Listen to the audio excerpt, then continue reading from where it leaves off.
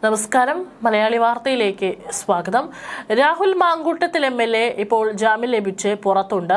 ഏതായാലും നിലവിൽ കൂടുതൽ പരാതികൾ വന്നിട്ടില്ല. പക്ഷേ അതിജീവിതമാർ രാഹുലിനെതിരെ രംഗത്ത് തന്നെയുണ്ട്. രാഹുലിനെ സപ്പോർട്ട് ചെയ്തും അതുപോലെ തന്നെ രാഹുലിനെ വിമർശിച്ചുമുള്ള ചർച്ചകളും പോസ്റ്റുകളൊക്കെ തന്നെ ഇപ്പോഴും സോഷ്യൽ മീഡിയ പേജുകളിൽ നമുക്ക് കാണാനായിട്ട് സാധിക്കും. ഏതായാലും ഇപ്പോൾ രാഹുലിനെതിരെ ആദ്യം പരാതി നൽകിയിട്ടുള്ള അതിജീവിതയുടെ ഭർത്താവാണ് ഇപ്പോൾ വീണ്ടും രംഗത്ത് വരുന്നത്. ആദ്യ പരാതി ഉയർന്നു വന്നപ്പോൾ തന്നെ വലിയ കോളിളക്കം ഇവിടെ രാഷ്ട്രീയത്തിൽ ഉണ്ടായിട്ടുണ്ടായിരുന്നു. ആ സമയത്ത് കാരണം ഈ പറയുന്ന ഇവരുടെ കല്യാണ ഫോട്ടോ അടക്കം ചിലതൊക്കെ പുറത്തു വന്നിരുന്നു. അതിനെതിരെയൊക്കെ തന്നെ അതിജീവിത രംഗത്ത് വന്നിരുന്നു.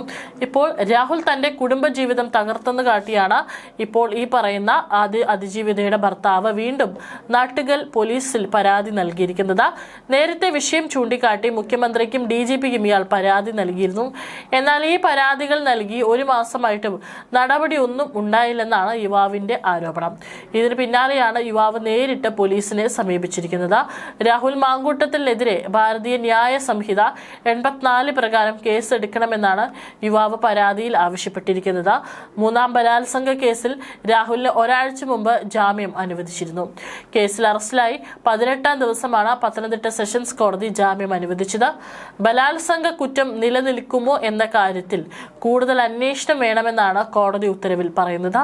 ഇതിനിടയിലാണ് പരാതിയുമായി അതിജീവിതയുടെ ഭർത്താവ് തന്നെ രംഗത്ത് വന്നത്. താൻ നൽകിയ പരാതിയിൽ രാഹുൽ മാങ്കൂട്ടത്തിൽ MLAയെ ചോദ്യം ചെയ്യാൻ പോലീസ് തയ്യാറാകുന്നില്ലെന്നും യുവാവ് നേരത്തെ ആരോപിച്ചിരുന്നു. കുടുംബ പ്രശ്നത്തിൽ ഇടപെടാനെന്ന് പറഞ്ഞ് നടത്തിയ രാഹുൽ തന്റെ കുടുംബജീവിതം തകർത്തുവെന്നായിരുന്നു യുവാവിന്റെ ആരോപണം. രാഹുൽ മാങ്കൂട്ടത്തിന്റെ MLA സ്ഥാനമാണ് കോൺഗ്രസ് ആദ്യം രാജിവെപ്പിക്കേണ്ടതെന്നും നേരത്തെ വാർത്താ സമ്മേളനത്തിൽ യുവാവ് വ്യക്തമാക്കിയിരുന്നു. തനിക്കും നീതി കിട്ടണമെന്നും അദ്ദേഹം പറഞ്ഞിരുന്നു. എന്നാൽ ഒരു മാസത്തിന് ശേഷവും പരാതിയിൽ യാതൊരു നടപടിയും ഇല്ലാതെ വന്നതോടെയാണ് യുവാവ് നേരിട്ട് പോലീസിനെ സമീപിച്ചിരിക്കുന്നത്. തങ്ങൾക്കിടയിലെ പ്രശ്നങ്ങൾ പരിഹരിക്കാൻ വന്നതാണെന്ന രാഹുൽ കോടതിയിൽ പറഞ്ഞിരിക്കുന്നതെന്നും അങ്ങനെ പ്രശ്നങ്ങൾ പരിഹരിക്കാൻ വന്ന ആളാണെങ്കിൽ അദ്ദേഹം തന്നെയും കൂടി വിളിച്ചിരുത്തി സംസാരിക്കേണ്ടേ എന്നുമാണ് യുവാവ് ചോദിക്കുന്നത്. രാഹുലിനെ കസ്റ്റഡിയിലെടുത്ത് ചോദ്യം ചെയ്യണമെന്നും യുവാവ് ആവശ്യപ്പെടുന്നു. അതിനിടെ പ്രതിപക്ഷ നേതാവ് രാഹുൽ ഗാന്ധിക്ക് പരാതി നൽകി രാഹുൽ മാങ്കൂട്ടത്തിനെതിരെ പീഡന പരാതി ഉന്നയിച്ച യുവതി രംഗത്ത് വന്നിരുന്നു. സൈബർ ആക്രമണം തടയണമെന്ന് ആവശ്യപ്പെട്ടാണ് പരാതി നൽകിയത്. KSU സംസ്ഥാന ജനറൽ സെക്രട്ടറി ഫെന്നി നൈനാനും കോൺഗ്രസ് സൈബർ സംഘവും സ്വഭാവഹത്യ നടത്തുന്നതായാണ് പരാതിയിലെ ആരോപണം. രാഹുൽ മാങ്കൂട്ടത്തിനെതിരെ പരാതി നൽകിയതിനു ശേഷം സമൂഹ മാധ്യമത്തിൽ നേരിടുന്ന ആക്രമണങ്ങൾ ചൂണ്ടിക്കാട്ടിയാണ് പ്രതിപക്ഷ നേതാവിനെ യുവതി സമീപിച്ചത്. രാഹുൽ മാങ്കൂട്ടത്തിൽ അനുയായി സംഘവും വ്യക്തിവിവരങ്ങൾ പ്രചരിപ്പിക്കുന്നതായി പരാതിയിൽ ചൂണ്ടിക്കാട്ടുന്നുണ്ട്. രാഷ്ട്രീയ സ്വാധീനം ഉപയോഗിച്ച് ഭീഷണിപ്പെടുത്തുകയാണെന്നും അവർ ആരോപിക്കുന്നു. വിവാഹ വാഗ്ദാനം നൽകിയുള്ള പീഡനമെന്നാണ് പരാതിക്കാരിയുടെ ആക്ഷേപം. എന്നാൽ നിലവിലെ വിവാഹബന്ധം വേർപ്പെടുത്താതെ എങ്ങനെ മറ്റൊരു ബന്ധത്തിലേക്ക് പോകാൻ കഴിയും? പരാതിക്കാരിയോ അവരുടെ ഭർത്താവോ വിവാഹബന്ധം വേർപ്പെടുത്താൻ നടപടികൾ സ്വീകരിച്ചിരുന്നില്ല. പീഡനം നടന്നതായി പറയപ്പെടുന്നതിന് ശേഷം MLAയുമായി സൗഹൃദ സംഭാഷണങ്ങൾ ഉണ്ടായിട്ടുണ്ട്. വാട്സപ്പ് ചാറ്റുകളടക്കം തെളിവായി പ്രതിഭാഗം സമർപ്പിച്ചിരുന്നു. കേസിൽ ബലാത്സംഗ കുറ്റം നിലനിൽക്കുന്നത് സംബന്ധിച്ച് കൂടുതൽ അന്വേഷണം വേണമെന്ന നിഗമനത്തിലേക്കും കോടതി എത്തി. കുറ്റകൃത്യം നടന്ന ശേഷം പരാതി നൽകാനുണ്ടായ കാലതാമസവും കോടതി ഗൗരവമായി പരിഗണിച്ചു. അറസ്റ്റിൽ നടപടിക്രമങ്ങൾ പാലിച്ചില്ലെന്ന് കണ്ടെത്തിയ കോടതി SITക്ക് ഇനി പ്രതിയെ കസ്റ്റഡിയിൽ ആവശ്യമില്ല എന്ന നിഗമനത്തിലെത്തി. പരാതിക്കാരിയെ ഭീഷണിപ്പെടുത്തരുത് എന്നതടക്കമുള്ള വ്യവസ്ഥകൾ കൂടി ഉൾപ്പെടുത്തിയാണ് ജാമ്യം അനുവദിച്ചത്. കഴിഞ്ഞ 11ാം തീയതി രാത്രി പാലക്കാട്ടെ ഹോട്ടലിൽ നിന്നും അതീവ രഹസ്യമായാണ് ക്രൈംബ്രാഞ്ച് രാഹുൽ മാങ്കൂട്ടത്തിനെ അറസ്റ്റ് ചെയ്തത്. രാഹുൽ മാങ്കൂട്ടത്തിൽ MLAക്കെതിരെ മൂന്നാമത്തെ ലൈംഗിക പീഡന കേസിലെ അതിജീവിതയ്ക്കെതിരെയും മാനനഷ്ട കേസ് കൊടുക്കുമെന്ന് KSU സംസ്ഥാന ജനറൽ സെക്രട്ടറി ഫെന്നി നൈനാനും പറഞ്ഞിരുന്നു. നീതിപൂർവമായ നടപടിയാണ് അതിജീവിതയ്ക്ക് വേണ്ടതെങ്കിൽ പോലീസിന് പരാതി കൊടുത്താൽ പോരെയെന്നും തനിക്കെതിരെ കോൺഗ്രസ് നേതാക്കൾക്ക് പരാതി നൽകേണ്ടതുണ്ടോ എന്നും ഫെന്നി നൈനാൻ ചോദിച്ചു. സംസാരിക്കുന്നതിനിടയിലാണ് ഫെന്നി നൈനാൻ ഇക്കാര്യം പറഞ്ഞത്. രാഷ്ട്രീയ ലക്ഷ്യങ്ങൾ കൊണ്ടാണ് കോൺഗ്രസ് നേതാക്കൾക്ക് അതിജീവിത പരാതി കൊടുത്തത്. ഞാൻ അതിജീവിതയുടെ പേരും മറ്റു വിവരങ്ങളും സോഷ്യൽ മീഡിയയിലൂടെ പരസ്യപ്പെടുത്തിയിട്ടില്ല. ആരാണ് സ്വകാര്യ ചാറ്റുകൾ പുറത്തുവിട്ടത്?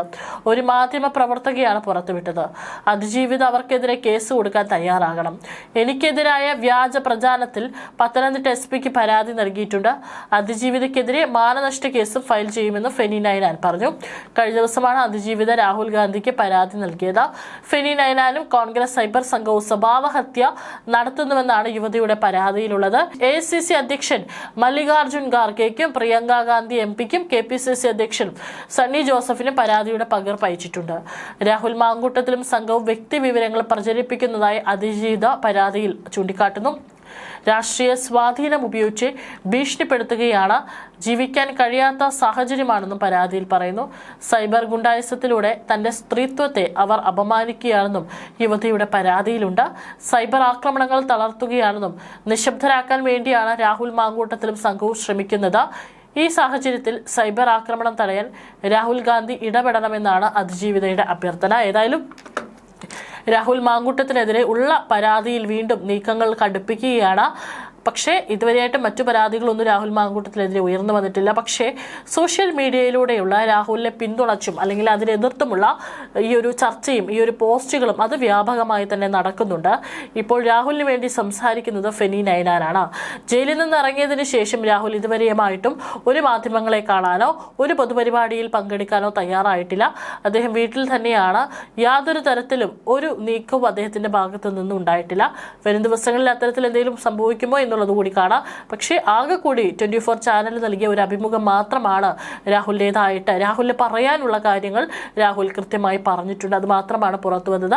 ആ ഒരു ഇന്റർവ്യൂ കഴിഞ്ഞതിന് ശേഷം ഇന്റർവ്യൂ ചെയ്തിട്ടുള്ള അവതാരകനെതിരെ വലിയ വിമർശനം ഉയർന്നിരുന്നു. പക്ഷേ അതിനെ സപ്പോർട്ട് ചെയ്യുന്നവരുണ്ട്. കാരണം രാഹുലിനെ പിന്തുണയ്ക്കുകയോ വേണ്ടയോ അത് നമുക്ക് തീരുമാനിക്കാം. പക്ഷേ അയാൾക്ക് പറയാനുള്ളത് കൂടി നമ്മൾ കേൾക്കേണ്ടതില്ലേ എന്നുള്ള ചോദ്യമാണ് ഉയരുന്നത്.